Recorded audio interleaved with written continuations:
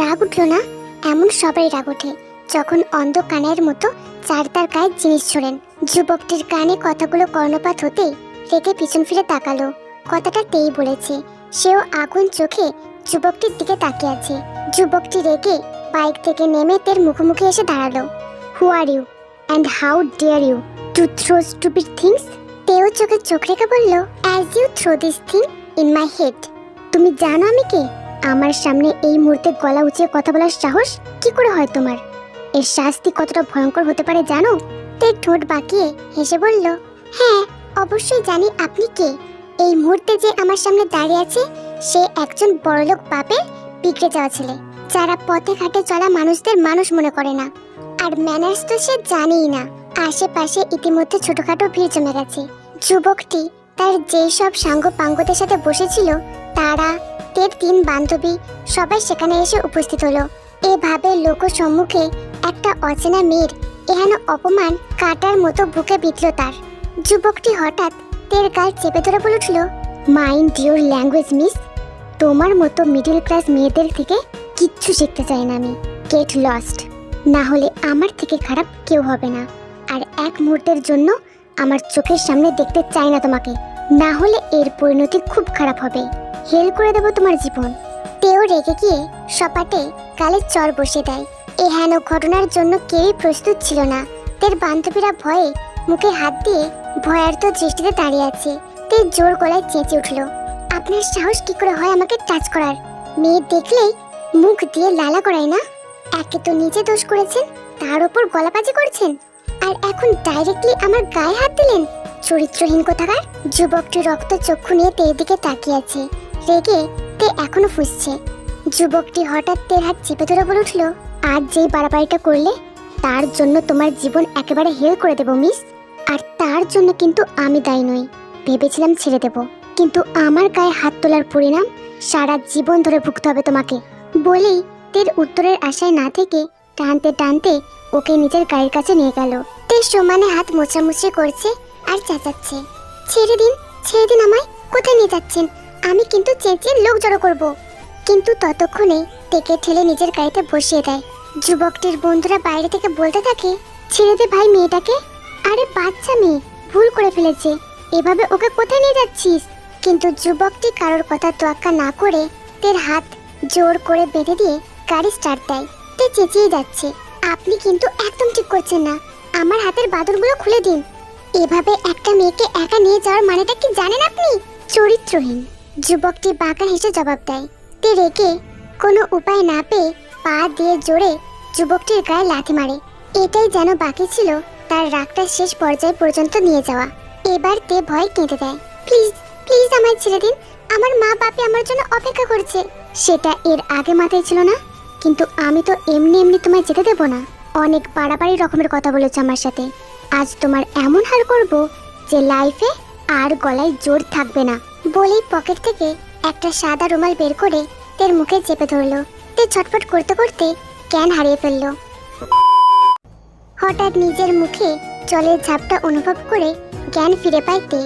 অল্প অল্প করে চোখ খুলে নিজেকে একটা চেয়ারের সাথে বাঁধা অবস্থায় দেখে। সামনে যুবকটি জলের জগ নিয়ে ওর দিকেই তাকিয়ে পাকা হাসছে। কি এত ঘুমালে চলবে নাকি? সকাল হয়ে গেছে তো। এরপর তোমার সাথে যা যা হতে চলেছে তার জন্য নিজেকে প্রিপেয়ার করো। আমিও দেখি জীবন আর কখনো ওই মুখ থেকে লম্বা চওড়া কথা বেরোয় নাকি। তের শরীরে ভয় জাঁকিয়ে বসে। সকাল হয়ে গেছে মনে হচ্ছে। সারা রাতটা কি তবে সে এখানেই ছিল?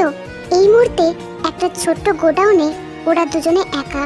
তাহলে বিকৃত মনোভাবনা তের মস্তিষ্কে উকি দিলে আস্তে আস্তে তের শরীর বরফের মতো ঠান্ডা হয়ে আসে। তের মুখভঙ্গি দেখে যুবকটি হেসে ফেলে। আরে আরে, এত ভয় পাওয়ার কিছু নেই। তুমি কি ভাবলে তোমার মতো চিপ মিডল ক্লাস মেয়ের সাথে আমি ওইসব করব?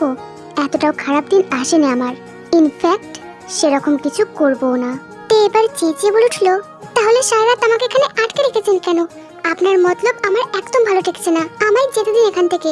হ্যাঁ, এতটাও নিশ্চিন্ত হও না। তোমাকে ছুঁইনি বলে তার সিমিলার কিছু যে করব না তা কি করে হয়? মানে ধরো তুমি জানো তোমার সাথে কিছুই হয়নি, আমিও জানি, অথচ বাইরের লোক জানবে তুমি অন্যের সাথে রাত কাটিয়ে এসেছো। বলেই বিশ্রীভাবে হেসে ওঠে যুবকটি। তীর সারা শরীরে যুবকটির দেওয়া ইঙ্গিতটার জন্য কাঁটা দিয়ে ওঠে। ভয় ছটফট করতে করতে বলে, আমাকে আমাকে কিছু করবেন না, প্লিজ যেতে দিন আমাকে। কি ভুল করেছিলাম আমি? আপনাকে তো শুধু আপনার ভুলটাই ধরিয়ে দিয়েছিলাম। আমার গায়ে হাত তোলা তোমার জীবনের সবচেয়ে বড় ভুল ছিল। যেখানে আমার বাবা আজ অব্দি আমার গায়ে হাত তোলেনি, সেখানে তুমি সেই সাহস পাও কোথা থেকে? তোমার সাহসের তারিফ না করে পারলাম না। ধরে নাও আমি মিস্টার এক্স, আর এই মিস্টার এক্স এর গায়ে হাত তোলার শাস্তি তোমাকে তো পেতেই হবে। আচমকাতে সামনে গিয়ে তের চুল থেকে ক্ল্যাচারটা খুলে নিল। ঘটনাক্রমে তে হতভম্ব বনে গেল, চেঁচিয়ে উঠল, কি করছেনটা কি এটা?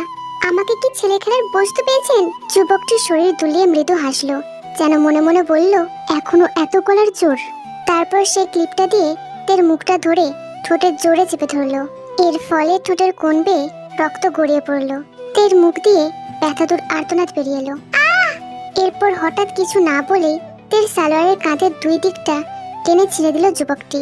ঘটনাক্রমে চমকে ওঠে তে। ছাড়ুন, ছাড়ুন আমায়, আমাকে নিয়ে এসব ছেলে খেলা বন্ধ করুন, এসব কি অসভ্যতামি। যুবকটি নীরবে নিজের মতো তের উপর নিজের বুদ্ধি প্রয়োগ করে যাচ্ছে। হঠাৎ তের গলায় আর ঘাড়ের কাছে জোরে জোরে নখ দিয়ে আঁচড় কেটে দেয়। তে ব্যথায় আর্তনাদ করে ওঠে, কিন্তু চেঁচিয়ে কোনো লাভ হচ্ছে না। হাতের ক্লিপটা দিয়ে জোরে জোরে গলায় ঘাড়ে চেপে ধরছে। জায়গাগুলো লাল লাল ছোপ দাগ পড়ে যাচ্ছে। এরপর সবশেষে তের চুলগুলো এলোমেলো করে দেয়। ওয়াও, ইটস লুক পারফেক্ট নাও। যুবকটি বাঁকা হেসে বলে উঠল। তের মুখ চাঁচাতে চাঁচাতে ব্যথা হয়ে গেছে।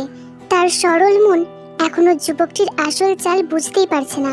সে ভাবছে লোকটা সুস্থ মস্তিষ্কের নয়, নয়তো একটা যুবতী মেয়ের সাথে এমন ব্যবহারের কারণ কি হতে পারে। যুবকটি আস্তে আস্তে তের হাতের পায়ের বাঁধনগুলো খুলে দিল। তে খেপে গিয়ে আবারও গালে চড় মারে, ফুঁসতে থাকে রাগে। কাল থেকে প্রচুর বাড়াবাড়ি করছে এখনো অবধি, কিন্তু ওদিকে বাড়ির কি অবস্থা, মা বাপের কি অবস্থা, সেসব কিছুই জানে না সে। আর এখানে মাতালের মতো আচরণ শুরু করে দিয়েছে। তবে এইবার যুবকটি রাগলো না, চড় খাওয়া গালটায় হাত রেখে হেসে উঠলো। তারপর শান্ত স্বরে বলে উঠলো, চলো এবার তোমার বাড়ি ড্রপ করে দিয়ে আসি, তোমার বাবা মা হয়তো চিন্তা করছে। তে অবাক হয়ে তাকালো। কাল থেকে লোকটার এক একটা কাজ মাথার উপর দিয়ে যাচ্ছে। ন্যাকামো করছেন, জোর করে তুলে এনে আটকে রেখে অসভ্যতামি করে এখন দয়া করছেন। আপনি জানেন এর জন্য আমি কি করতে পারি? পুলিশ ডেকে আপনার নামে কমপ্লেন ফাইল করতে পারি, যাবজ্জীবন আপনাকে জেলের ঘানি টানাতে পারি। ওই যে বললাম আমাকে এখনো চিনে উঠতে পারোনি, চিনলে কাল থাপ্পড়টা মারতে না, আর এর শাস্তি পেতে হতো না। আর বাকিটা বাড়ি গিয়ে দেখে নিও। আর রইল পুলিশের কথা, এক একটার মুখে টাকার বান্ডিল ছুঁড়লেই সব আমার পোষা কুকুর হয়ে যাবে। সুবিন বাবু রঞ্জনকে সমানে সান্ত্বনা দিয়ে যাচ্ছে। আরে কেঁদো না আর, আমাদের সোনামার কিচ্ছু হয়নি, সকাল হয়ে গেছে, এক্ষুনি থানায় চলো, মিসিং ডায়েরি করাতে হবে। রঞ্জন চিৎকার করে কাঁদতে কাঁদতে বলে ওঠে, আমার মেয়েটা কোথায় গেল, কি হলো কিচ্ছু জানি না। কালকে বেরিয়েছে, তারপর থেকে কোনো খবর নেই, ফোনটাও সুইচ অফ বলছে এখনো। আর তুমি বলছো কেঁদো না? আমি একজন মা হয়ে কি করে ঠিক থাকবো? আদৌ আমার তেমা বেঁচে আছে তো? মেয়েটার কিছু হলে আমরা কাকে নিয়ে বাঁচবো? মারে তুই ফিরে আয়, কোথায় আছিস তুই? কিচ্ছু হবে না, আমার মেয়ের কিচ্ছু হবে না, আমি সাইকেল বের করছি, চলো পুলিশ স্টেশনে যেতে হবে। ইতিমধ্যে পাড়ার কিছু সমালোচক প্রতিবেশী তের বাড়িতে ঢুকে পড়েছে। তের বাবা সাইকেল বের করার সময় ওনাদের দেখে থমকে যায়। এ কি, আপনারা এখানে কেন? পাড়ার কিছু বিখ্যাত সমালোচকদের মধ্যে একজন পান চিবোতে চিবোতে বলে উঠল, কি গো দাদা, এ কি শুনছি আমরা? তোমাদের মেয়ে কাল সারাদিন বাড়ি ফেরেনি, তাহলে রাতে কার সাথে ছিল? পাড়ার চায়ের দোকানে কাজ করা এক দোকানদার বিশ্রী ভঙ্গিতে বলে উঠল, কিরকম বাপ মা আপনারা, এত কিছু হয়ে গেল আর আপনারা ব্যাপারটাকে গোপনে রেখেছেন, বলিহারি বাপু আপনাদের। তের বাবা ধমকে উঠে বলে, থামুন আপনারা, আমার মেয়ের সবকিছু নিয়ে আমরা বুঝবো, আপনারা আমাদের মাঝে একদম আসতে যাবেন না, বাইরের লোক বাইরের লোকের মতো থাকুন। সেই দোকানদারের বউ মুখ বাঁকিয়ে বলে উঠল, বাহ, মেয়েকে নিয়ে ভালোই আত্মবিশ্বাস। দেখুন বাপু, ওরা আবার আজকাল কোন যুগের মেয়ে, এমন কিছু যাতে না করে যাতে আপনাদেরই মাথা নিচু করে চলতে হয় সমাজে। এতক্ষণে বাইরের গুঞ্জন ঘর থেকে রঞ্জন দেবী ঠিকই শুনতে পেয়েছে। তাড়াতাড়ি ঘর থেকে বেরিয়ে চেঁচিয়ে বলে ওঠে, একদম আমার মেয়ের নামে আজে বাজে কথা বলবেন না আপনারা। আমার মেয়েটা নিশ্চয়ই কোনো বিপদে পড়েছে। আপনারা কোথায় সাহায্য করবেন তা না করে নোংরা নোংরা কথা বলছেন। খবরদার বলছি, আর একটাও কথা আপনাদের মুখ থেকে আমার মেয়ের নামে শুনতে চাই না। এরই মাঝে ওদের রাস্তার মাঝে বড় একটা লাল জিপ এসে উপস্থিত হয়। হঠাৎ পাড়ায় এরকম একটা অচেনা গাড়ি এসে থামায়। সবাই অবাক হয়ে সেদিকেই তাকায়। আরো সবাই অবাক হয়ে যায় যখন সেখান থেকে টেকে নিচু মুখে বেরিয়ে আসতে দেখে। টেকে হঠাৎ এক অচেনা গাড়ি থেকে এমন বিধ্বস্ত অবস্থায় দেখে রঞ্জুন দেবী আর সুবিন বাবু চমকে ওঠে। ভিতরে ভিতরে ভয়ে অজানা আশঙ্কায় ওনাদের বুক কাঁপতে লাগলো। রঞ্জুন দেবী তের কাছে দৌড়ে এসে তের শরীর খুঁটিয়ে খুঁটিয়ে দেখতে থাকে।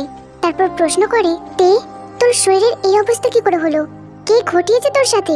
কি চুপ করে আছিস কেন? মুখে উত্তর কই? নিজের মায়ের এমন হঠকারী আক্রমণে তে থতমত খেয়ে যায়। তার ওপর শরীরে এই অবস্থা। এখন খানিক হলেও সে আন্দাজ করতে পারছে এখন কি হতে যাচ্ছে তার সাথে। কিন্তু শেষ পর্যন্ত যুবকটি এমন একটা নোংরা পরিস্থিতির মধ্যে ফেললো, চোখ থেকে জল গড়িয়ে পড়লো তের। ফুপিয়ে কেঁদে উঠলো, মা মা জানো। পাশ থেকে একজন আক্ষেপের ন্যায় চেঁচে বলে ওঠে, ছি ছি ছি, আর কতই না রঙ্গ তামাশা দেখতে হবে আজকাল। তাতে তুই কাল সারা রাত বাড়ি ফিরিসনি শুনলাম। কোথায় ছিলিস তার উত্তর পেলাম না তো। অবশ্য বলবি বা কি করে, বলার মতো জায়গায় তো ছিলিস না। সুবিন বাবু এগিয়ে এসে মেয়ের বেশভূষা দেখে উনিও থকিয়ে যায়। তাও কোনো মতে নিজেকে শক্ত করে তিনি প্রশ্ন করেন, সোনামা, এসব কি? কাল সারাটা রাত কোথায় ছিলে? আর এই অবস্থা কেন? তের বুকের ধুকপুকুনিটা ঘন ঘন শোনা যাচ্ছে। এখন সে কি বলবে তার বাবার কাছে? সুবিন বাবু এবার খেয়ে হারিয়ে ধমকে উঠলেন। কি হলোটা কি? কিছু জিজ্ঞেস করেছি না তোকে?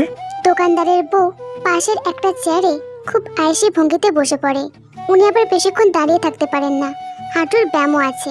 এরপর সাজিয়ে গুছিয়ে পরিপাটি করে বলতে শুরু করলেন, দেখুন দাদা দিদি, আমি আপনাকে সবটা বলছি। বয়স তো আর কম হয়নি আমাদের। আমরা একবার চোখের দেখাতেই সব নারী নক্ষত্র বলে দিতে পারি।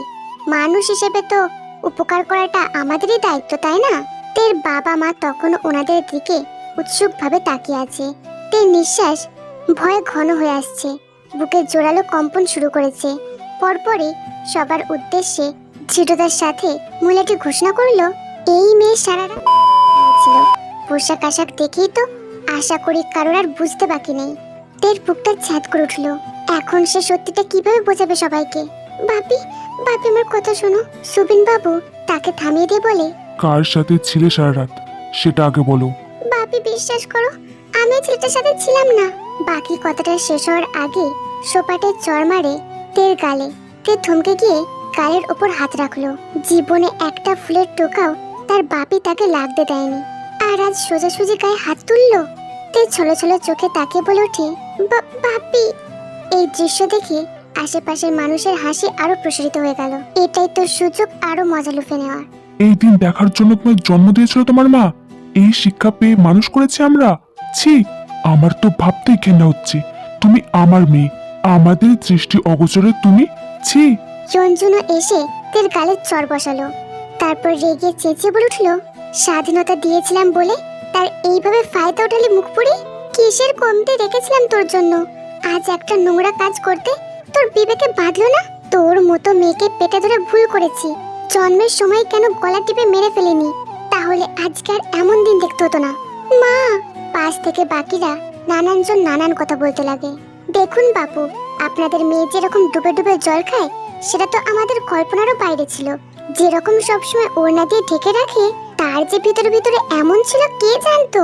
কই গেল গো মেয়েকে নিয়ে এত গর্ব? বলেছিলাম না, মেয়ে মানুষকে নিয়ে এত গর্ব করা মানায় না। দিল তো মুখটা পুড়িয়ে।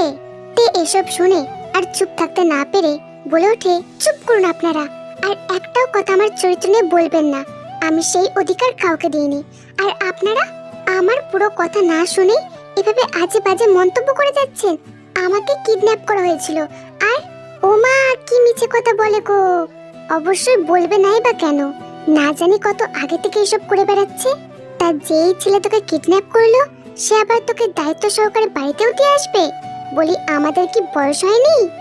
আমরা কি কিছু বুঝি না ভাবছিস? সব নষ্টামি তোর। তে তে তার চিবুক তুলে শেষ প্রচেষ্টা করে বলে উঠল, আমি জানি আপনারা বিশ্বাস করবেন না আমার কথায়, আমার সাথে ঘটা সব ঘটনার কথা, কিন্তু ওপরওয়ালা সব জানেন। আমার মহাদেব সব দেখছেন, তিনি সবকিছুর একমাত্র সাক্ষী। উনি জানেন আমি পবিত্র,